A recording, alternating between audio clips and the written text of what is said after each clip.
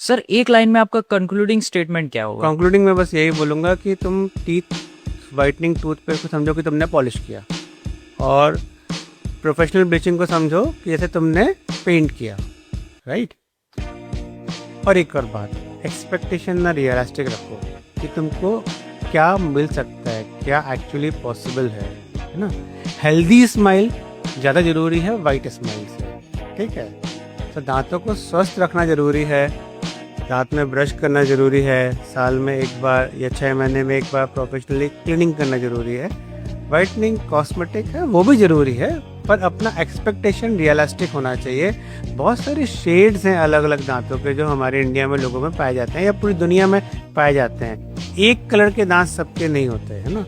Expectation realistic रखो। And मैं हमेशा बोलता हूँ, healthy smile is more important then white smile.